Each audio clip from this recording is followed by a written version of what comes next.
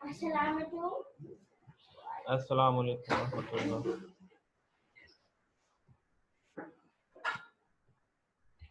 अच्छा जी, आज का जो लेक्चर है, कल हम लोगों ने पॉलीमार्फिज्म को डिस्कस किया था। आज उसकी जो है वो लैब इम्प्लीमेंटेशन देख लेते हैं, प्रोग्राम को चला के देखते हैं। पॉलीमार्फिज्म में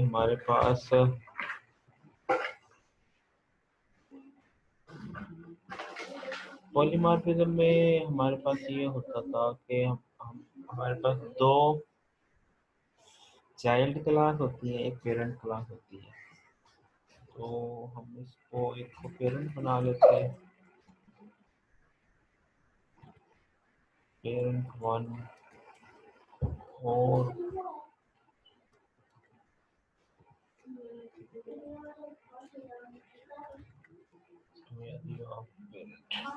अब इस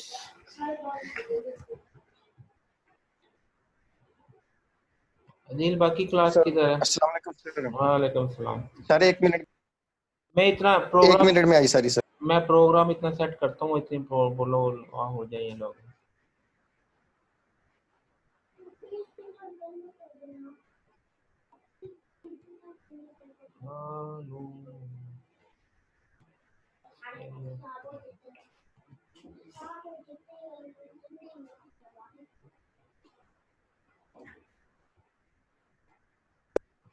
सर अटेंडेंस मैं लगाऊंगा या आप लगाएंगे? आप लगा लो यार। ठीक है सर, मैं आपको फोटो भेज दूंगा ये थोड़ी देर तक। ठीक है।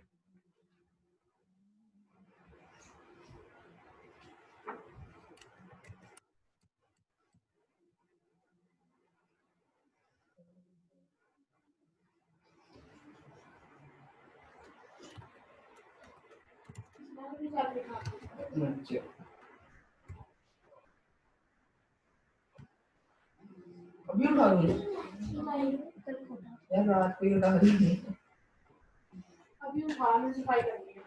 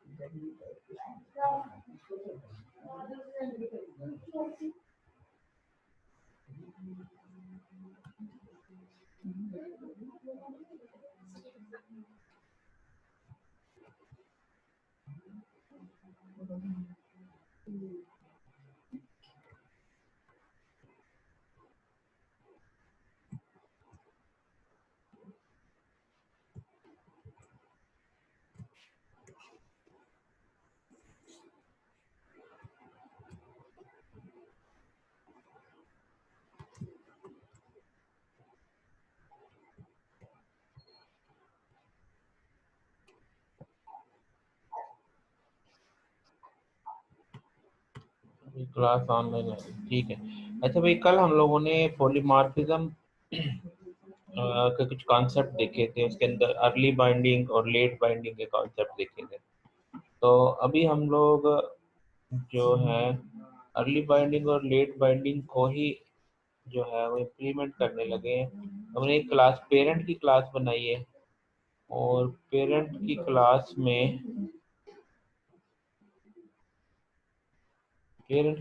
में हमने क्या किया है, एक सिंपल एक क्लास बनाई जिसमें कोई डाटा मेंबर नहीं है, और फिर हमारे पास एक उसके दो चाइल्ड बना लिए, पेरेंट की क्लास के दो चाइल्ड बना लिए, एक चाइल्ड वन और एक चाइल्ड टू। चाइल्ड वन में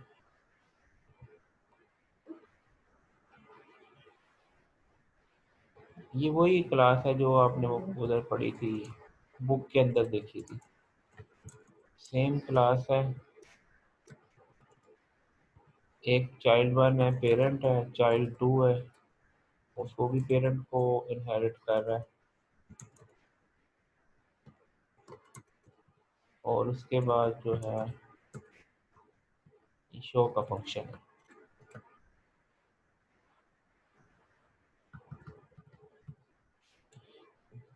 ये वाला प्रोग्राम आपने देखा था। अब उसमें क्या था, स्टैटिक बाइंडिंग और पॉइंटर का इस्तेमाल था, वही हम लोग करते हैं।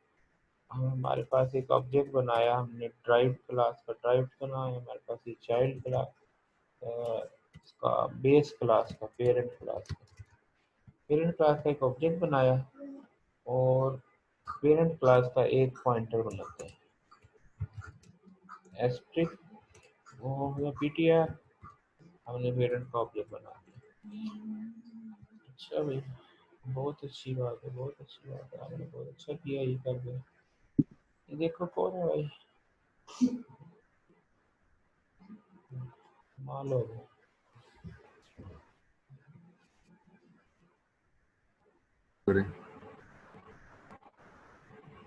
अच्छा, नहीं बात आएंगे यार। ये देखो, ये आपके पास ना, ये मैं इसको डॉक करता हूँ यहाँ पे। आपने यहाँ पे देखना है कि किसका माइक चलता है, जिसका माइक चले मुझे बताना। ठीक है सर। मैं बल्कि तुम्हें जो है, इसको तुम्हें राइट्स देता हूँ कुछ, तो आप इसको आप देख सकते हो ना, इसको ट्रैक करके। नो नो सर, ये कौन लाइनें लगा रहा है, मुझे नहीं इसका पता। इसमें सिर्फ लाइन माइक, माइक इसमें का पता किसका माइक होना है। किसका हुआ था, तो ये जो सामने नजर आ रहे तुम्हारे वही नजर आ रहे बस। जी सर, अच्छा, सिर्फ स्क्रीन नजर आ रही है आपकी। स्क्रीन नजर आ रही, चलो इसमें देखना इसका ये। अब लाइनें तो नहीं लगा सकेगा, चले खैर। अच्छा, अब ठीक सर। यहाँ पे यहाँ पे हमारे पास पेरेंट का हमने एक ऑब्जेक्ट बनाया और पेरेंट ही का एक पॉइंटर बना दिया। तो पॉइंटर के अंदर हम पेरेंट का जो ऑब्जेक्ट है उसको असाइन कर सकते हैं। ठीक है, जैसे कल हमने देखा था, तो इसमें पीटीआर में हमने क्या रखा था, address of OBJ, address of OBJ हमने रखा। और उसके बाद हम पीटीआर के लिए शो करवाना, तो मैंने आपको बताया था इन डायरेक्शन ऑपरेटर यूज करते हैं, माइनस और ग्रेटर देन साइन। ठीक है, ये शो हो जाएगा। अब अगर हम इसको रन करते हैं तो हमारे पास जो है ये शो होता है, डिक्लेयर इसको पी डाटा। अच्छा, ये भी रह गए, दोनों ही रह गए, ये भी रह गए, ठीक हो गया। अब इसको हमने रन किया, has not been declared parent one. अच्छा, ये पेरेंट था, इसको भी हमने जो है, अब ये हमारे पास क्या शो हुआ जी, value of parent, value of parent यानी पेरेंट का शो मैसेज जो है, वैल्यू ऑफ पेरेंट, पेरेंट का मैसेज शो हुआ। अच्छा, अब यहाँ पे अगर मैं इस चीज़ को रिपीट करता हूँ कि एक ऑब्जेक्ट बनाया मैंने, यहाँ पे बल्कि ऑब्जेक्ट बना लेते हैं कि मतलब यहाँ पे चाइल्ड वन का एक ऑब्जेक्ट बनाया, obj1, और चाइल्ड टू का obj2।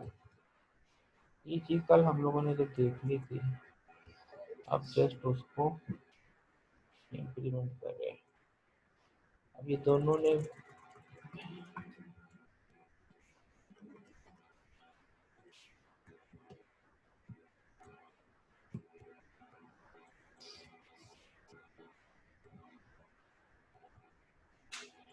यहाँ पे हमने ऑब्जेक्ट टू का एड्रेस रखा है। ये एड्रेस वगैरह आप डिटेल से क्लास में कर चुके हैं, पॉइंटर क्या होता है, एड्रेस क्या होता है। अब इसको मैं रन करता हूँ, तो आपने ये देखा कि इसमें यहाँ पे क्या हो रहा है जी, value of parent, value of parent, value of parent, तीनों मतलब एक ही मैसेज आ रहा है। इसकी रीज़न क्या है कि अब देखो, होता ये है कि जब आप प्रोग्राम को चलाते हैं तो ये वेरिएबल बनते हैं, ऐसे ही है ना। तो यहाँ पे अब चूंकि यहाँ पे स्टैटिक बाइंडिंग है, स्टैटिक बाइंडिंग को हम कहते हैं कंपाइल टाइम बाइंडिंग कहते हैं। तो ये कंपाइल टाइम में तो ये बात कंपाइलर को पता है, ये जो पीटीआर है ये पेरेंट, इसकी टाइप क्या है पेरेंट, और पीटीआर ने शो अगर करना तो किसको करेगा, पेरेंट को ही करेगा। यहाँ पे भी पीटीआर में किसको करेगा, पेरेंट को ही करेगा, यहाँ पे भी पेरेंट को ही करेगा। तो क्योंकि यहाँ पे क्या है बाइंडिंग, क्या है स्टैटिक बाइंडिंग, इसी वजह से जब आप इसको डिस्प्ले करवाते हो तो तीनों मरतबा पेरेंट का शो कॉल होता है, तीनों मरतबा पेरेंट का शो कॉल होता है। और अगर आप इसको क्या कर लें, इसको वर्चुअल कर लें, वर्चुअल करने से क्या होता है, इसमें सिर्फ वर्चुअल लिखना है, वर्चुअल लिखने से अब इसका बिहेवियर चेंज हो गया। ये वाला फंक्शन वर्चुअल हुआ तो बाय डिफॉल्ट चाइल्ड के फंक्शन भी वर्चुअल हो गए। अब इसकी वजह से जो बाइंडिंग है वो क्या हो गई, लेट बाइंडिंग या डायनामिक बाइंडिंग होगी। अब देखो डायनामिक बाइंडिंग की वजह से क्या हुआ, पहला पॉइंटर पेरेंट का था तो पेरेंट का, दूसरा जो है वो पेरेंट टू का, यहाँ तीसरा जो है चाइल्ड टू का। तो यहाँ पे चाइल्ड टू आना चाहिए था, ये मैंने चेंज नहीं किया, इस वजह से ये पेरेंट टू आ गया। यहाँ पे चाइल्ड वन है, इधर चाइल्ड वन, ठीक है। तो इसको हम रन करते हैं दोबारा आगे, तो ये देखें पेरेंट, फिर चाइल्ड वन और फिर चाइल्ड टू का क्लास डाटा, ठीक है। तो ये जो है ये किसकी वजह से हुआ, डायनामिक बाइंडिंग की वजह से। अब इसमें पॉलीमॉर्फिज्म कहाँ पे है, पॉलीमॉर्फिज्म ये देखिएगा कि यहाँ पे अब हर जगह पे कॉल करने का मेथड सेम है, लेकिन हर एक डिफरेंट मैसेज जो है वो प्रिंट हो रहा है। इसकी वजह क्या है, पॉलीमॉर्फिज्म की वजह से सिंगल इंटरफेस है, इंटरफेस सेम है, यानी कॉल करने का वे सेम है, लेकिन हर दफ़ा फंक्शनैलिटी डिफरेंट हो रही है। तो ये इसको पॉलीमॉर्फिज्म कहते हैं। अब आगे कुछ चीज़ें हैं जैसे स्टैटिक बाइंडिंग क्या थी, लेट बाइंडिंग क्या है, उसको देख लेते हैं। यहाँ पे हमारे पास, अच्छा भाई ये कंपोजिट क्लास कल आप लोगों ने पढ़ ली थी, ये आगे जो है हमारे पास पॉलीमॉर्फिज्म हम लोग पढ़ रहे थे। यहाँ तक अगर कोई क्वेश्चन है तो पूछ लें, मैं कहा कोई ऐसी बात है नहीं, अगर कोई क्वेश्चन है तो पूछ लें। ये मैं अनम्यूट करता हूँ, ये जिसको कोई क्वेश्चन है वो अपना माइक ऑन करे और पूछ सकता है।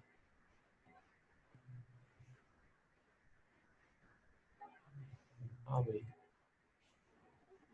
है किसी का कोई क्वेश्चन? अर्ली बाइंडिंग और लेट बाइंडिंग का थोड़ा सा बता दें। हाँ वो मैं बताने लगा, अर्ली बाइंडिंग और लेट बाइंडिंग ये हम पढ़ रहे थे। यहाँ तक हम कल हमने ये देखा था, ये वाली चीज़ हो गई, वर्चुअल फंक्शन का भी आ गया था। अब आ गया अर्ली बाइंडिंग। अर्ली बाइंडिंग क्या है, the assignment of type to variable and expression at compilation time is known as early binding। यहाँ पे ये जो मेरा mobile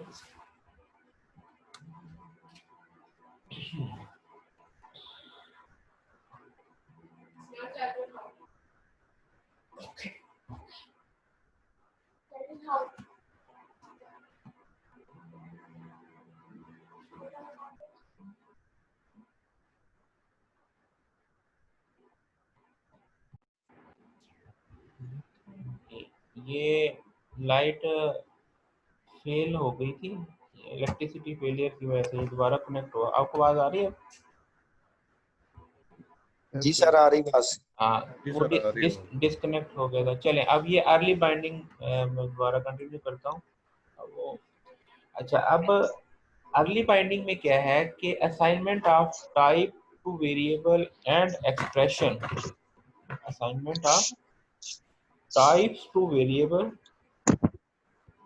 and expression at compilation time. जो मेन चीज है इसमें वो है कंपाइलेशन टाइम कि ये बाइंड किसको करता है, कंपाइलेशन टाइम पे। अब क्या बाइंड करता है ये देखिएगा, यहाँ पे देखें कि ये जो एरो का साइन है, अब एरो का साइन और शो के दरमियान यानी पीटीआर और शो के दरमियान जो बॉन्ड है ये एरो का साइन है। और इस पीटीआर में ये डिसीजन अगर तो कंपाइल टाइम पे होगा तो इसका मतलब पीटीआर का मतलब ये है कि पेरेंट का पॉइंटर, क्योंकि कंपाइल टाइम पे किसी को नहीं पता कि पॉइंटर में क्या है, तो इसलिए ये हर दफा जो शो करेगा पीटीआर और शो को, ये बाइंड जो है कंपाइल टाइम पे ये बाइंड हो जाएगा कि शो ने कौन सा, पेरेंट ने ही कॉल होना, शो ने किसने, पेरेंट ने ही कॉल होना। जब ये यानी ये डिसीजन जब कंपाइल टाइम पे होगा तो इसको अर्ली बाइंडिंग या स्टैटिक बाइंडिंग कहते हैं। अच्छा, अब ये क्या है कि हमारे पास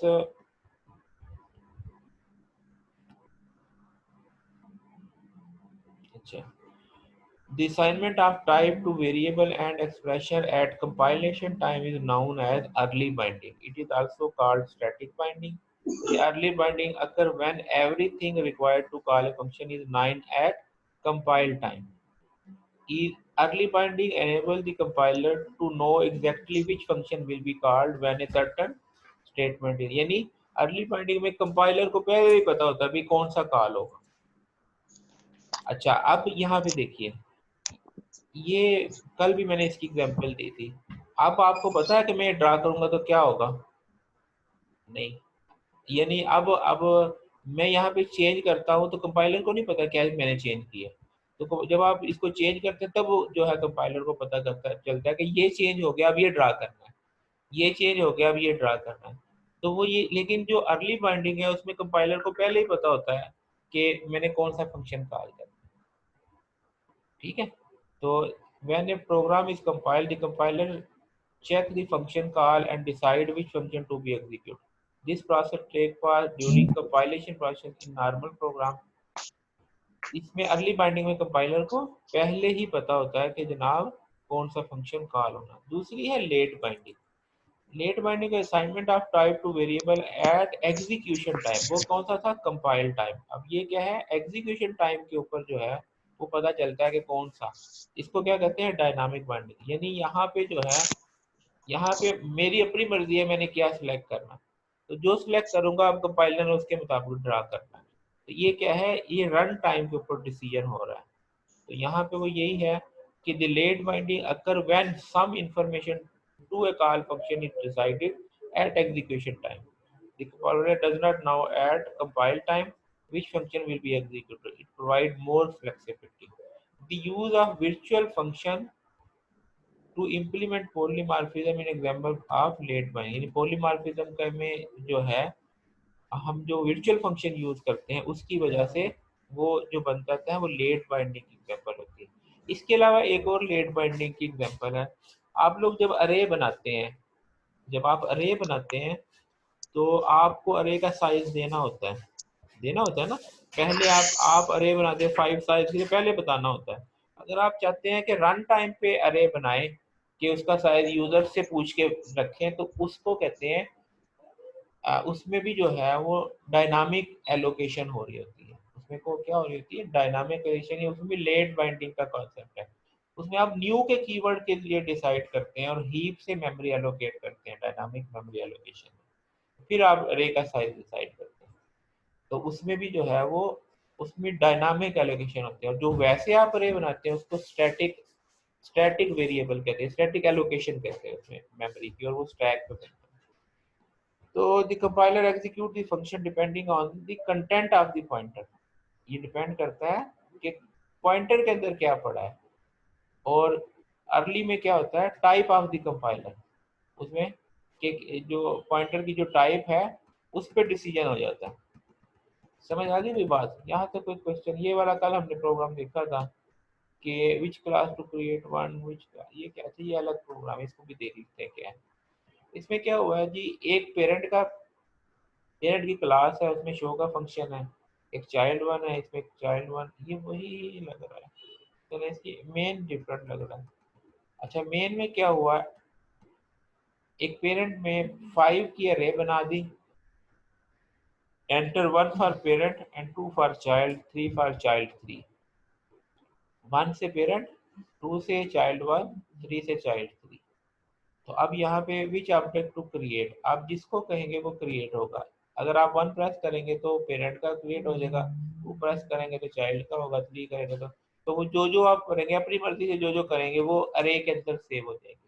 और उसके बाद आपने फंक्शन के जरिए इसको कॉल किया और शो किया, तो जो आपने सेव किए होंगे, जो जो पॉइंटर आपने सेव किए होंगे उसी के अकॉर्डिंगली जो है वो डिस्प्ले कर देगा। और यहाँ पे भी चूंकि वो लेट बाइंडिंग का कॉन्सेप्ट है, इसलिए कभी पेरेंट है, कभी चाइल्ड है, कभी पेरेंट है, चाइल्ड 1 चाइल्ड 2 पेरेंट, इसमें जो आप सेट करेंगे वही हो जाएगा।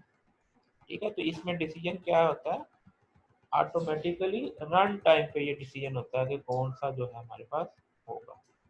अच्छा, इसके बाद एक और चीज है प्योर वर्चुअल फंक्शन। वो तो था ना virtual function, a type of virtual function that has no body is known as pure virtual function। एक ऐसा फंक्शन जिसमें जैसे फंक्शन है उसकी बॉडी होती है ना, ऐसा फंक्शन जिसमें फंक्शन की बॉडी ना हो, ऐसा वर्चुअल फंक्शन जिसकी बॉडी ना हो, उसको क्या कहते हैं, प्योर वर्चुअल फंक्शन।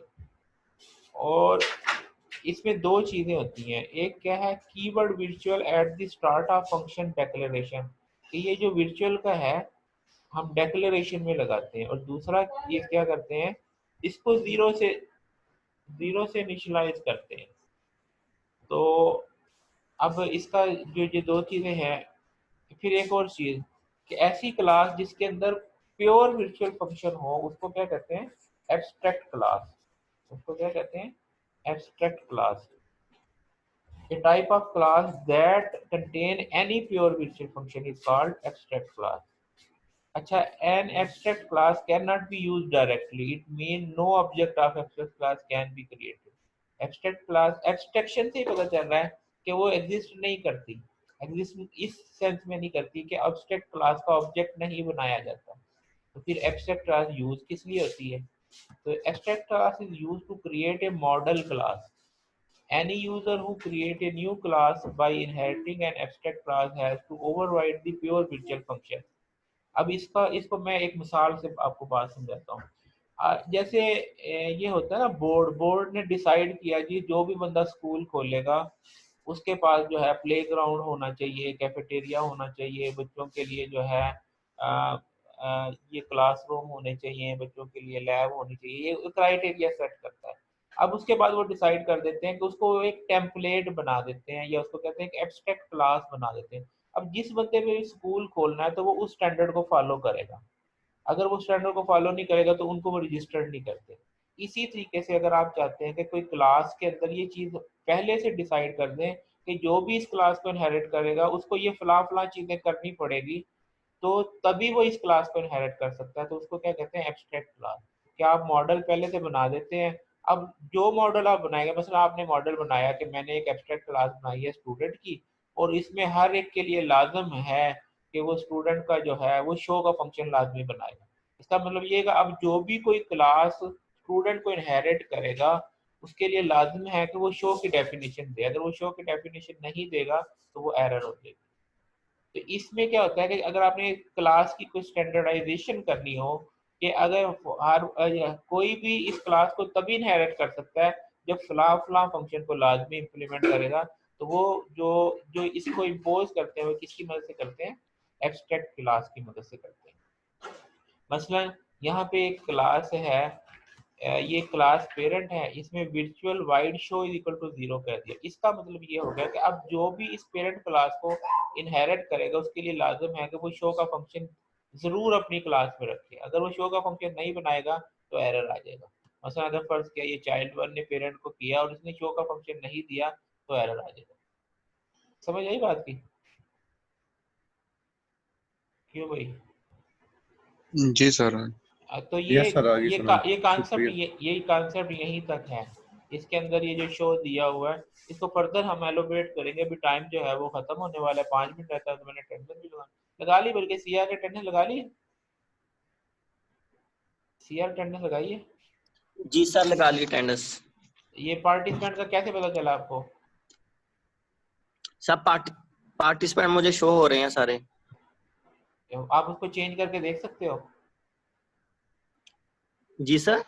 आप सारों को व्यू कर सकते हो ना? जी सर, सबको देख सकता हूँ। बस ठीक हो गया। अटेंडेंस आपने मुझे जो है ना, आप उसमें से एब्सेंट वाला जो टेम्पलेट था ना जैसे पहले फॉलो करते थे, तो वो जी आपने सर, मैं वो थोड़ी देर में एब्सेंट मार्क करके आपको भेज देता हूँ। ठीक हो गया। यहाँ पे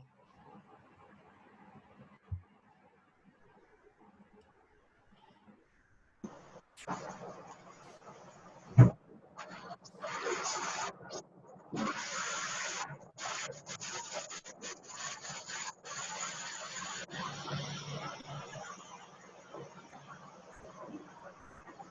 सर, एक क्वेश्चन है। जी बेटा।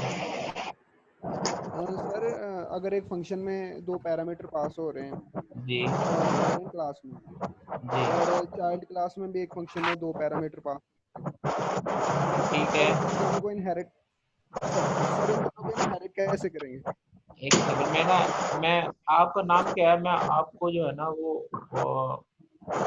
बाकियों को एक सेकंड बाकियों को म्यूट कर लूँ तो म्यूट डिस्टर्बेंस खत्म हो। अच्छा, आपका क्या नाम है, क्या बताया? आप मैसेज करना यहाँ पे चैट पे मैसेज करो, अपना रोल नंबर बताओ, नाम बताओ। उसामा मदनी, मैं करता हूँ आपको इनेबल करता हूँ।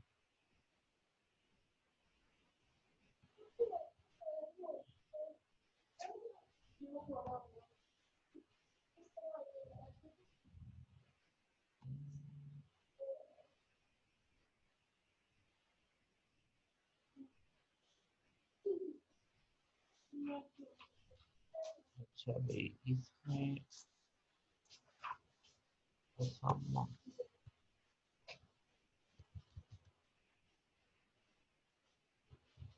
उसामा मदनी, आप क्या बोलो आप। अब आप अपना माइक इनेबल करके बोलो सर ना। सर पेरेंट और चाइल्ड क्लास दोनों में सर एक फंक्शन है जिसमें दो पैरामीटर पास हो रहे हैं। ठीक है। सर इन दोनों को इनहेरिट कैसे करेंगे? पेरेंट में भी और चाइल्ड में भी एक सेम फंक्शन है, सेम नाम से। जी नहीं सर, अलग अलग नाम से है, लेकिन पैरामीटर दो दो पास हो रहे हैं दोनों में। तो इनहेरिट से क्या बात, वो तो खुद ब खुद इनहेरिट हो जाएगा। जैसे ही आप ये पेरेंट रिलेशनशिप बनाते हैं, देखो इनहेरिट जो, सर मैं ग्रुप में करता हूँ वो मैसेज। ये देखो ना, ये इनहेरिट किया ना। जैसे ही पेरेंट ने को इनहेरिट किया चाइल्ड में, तो पेरेंट के फीचर खुद ब खुद चाइल्ड में आ जाएंगे। सर वो जैसे कंस्ट्रक्टर को इनहेरिट करते हैं, हाँ, वैल्यूड कंस्ट्रक्टर। बस वैल्यू कंस्ट्रक्टर का, यानी उसके अंदर आप ये चाह रहे हैं कि डाटा कैसे पास होता है, ये कह रहे हैं। Yes sir. हाँ, वो उसको मेंबर इनिशियलाइजर लिस्ट होती है। मैं एक सेकंड आपको ये दिखा देता हूँ। दूसरा function, ये टेस्ट, ये देखो, जैसे ये हमारे पास ये देख रहे हैं, ये है मल्टी लेवल इनहेरिटेंस, कि इसमें पेरेंट टू जो है वो ग्रैंड पेरेंट को इनहेरिट कर रहा है। तो यहाँ पे ये दो दो थे ना, इसमें एक को हमने ग्रैंड पेरेंट पे भेज दिया, तो ये इसके खुद ब खुद इसका ये ग्रैंड पेरेंट वाला कॉल कर लेगा। ये जो कॉलन लगा के आप करते हैं ना, कंट्रोल सी, ये जो कॉलन लगा के करते हैं कॉलन, इससे आप पेरेंट क्लास के कंस्ट्रक्टर को कॉल कर रहे हैं। यानी ये ड्राइव क्लास का आप ऑब्जेक्ट बनाया जिसमें दो पैरामीटर थे, तो उसमें से एक का डाटा इधर आना चाहिए पेरेंट में, तो वो आप उसका जो है, तो आप उसको फिर जो है, सर ये जी सर जैसे वैल्यूड कंस्ट्रक्टर को ये वैल्यू कंस्ट्रक्टर को क्या,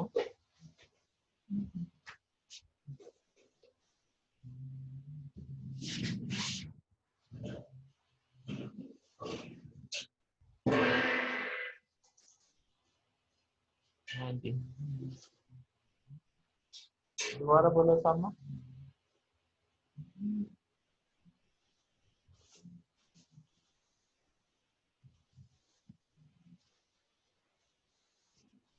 इंटरनेट नहीं चल रहा, नेट नहीं चल रहा।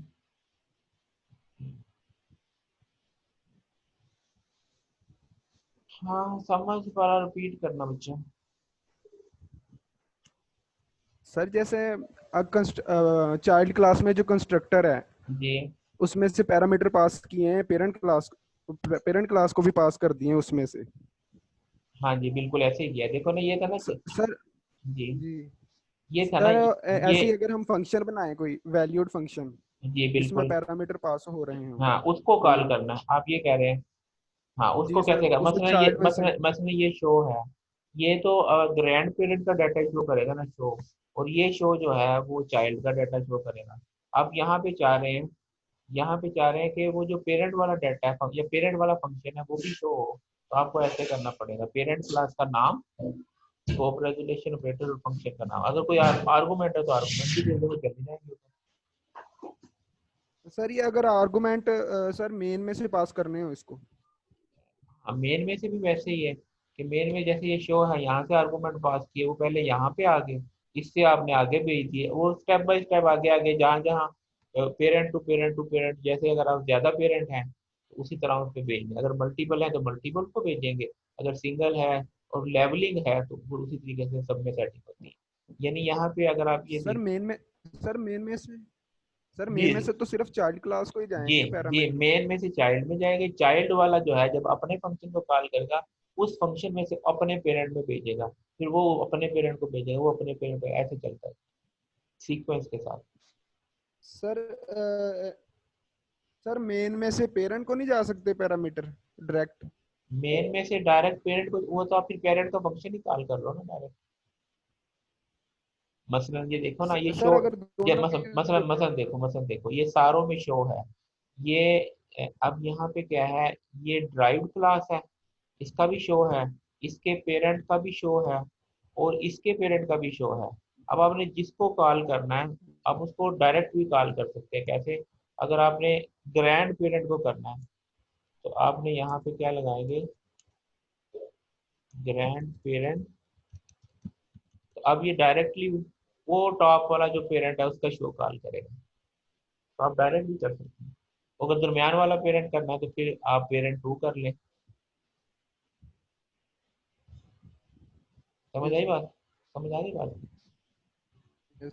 सर मैंने एक प्रोग्राम बनाया वो सर ग्रुप में सेंड किया है, आप उसको देखना जरा। मैं अब इसको मैं व्हाट्सएप पे जवाब दे दूंगा, अभी ये इसका टाइम सेशन खत्म हो रहा है तो मैं इसको क्लोज करने लगा हूँ। चलो ओके सर, अल्लाह हाफिज सर। आपको सेंड कर देना मुझे 10 मिनट।